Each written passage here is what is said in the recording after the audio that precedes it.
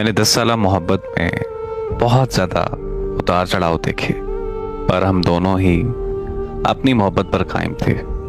मैं England shift हो गई थी और दोबारा पाकिस्तान जाकर रहना मेरे लिए बहुत मुश्किल था।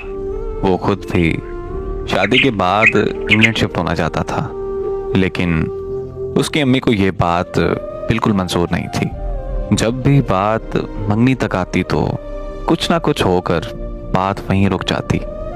इन 10 सालों में ना उसकी ज़िंदगी में कोई आया और ना ही मेरी ज़िंदगी में। फिर एक वक्त आया जब मैं थक सी गई, जब मुझे पता चला कि उसकी अम्मी उससे रोज़ लड़ाई करती है कि तुम उसे छोड़ दो और कहीं और शादी कर लो। तो मैंने उससे झूठ बोल दिया कि मेरी मंगनी हो गई है, अब तुम भी कहीं और शादी कर लो।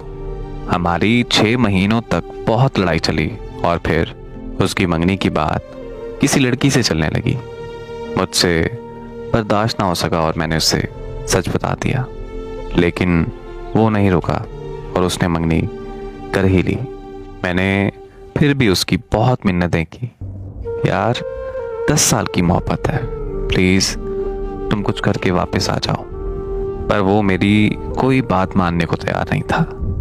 फिर उसने अपनी शादी की तारीख बताते हुए कहा कि तुम उस लड़की को सब सच बताकर शादी को रोकना चाहो तो रोक लो।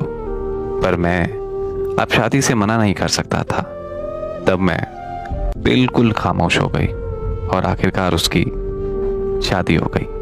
मुझे समझ ही नहीं आया आज तक कि हम में से आखिरकार कौन गलत था, मैं या वो। जिंदगी के 10 साल हमने किस बात का इंतजार किया। आज उन 10 सालों को जिंदगी के किस हिस्से में रखूं मैं। अगर हम दोनों मिल ही नहीं पाए तो जमाने से क्यों लड़ते रहे। आज तक मुझे इस बात का जवाब नहीं मिल पाया और शायद कभी मिल ही नहीं पाएगा।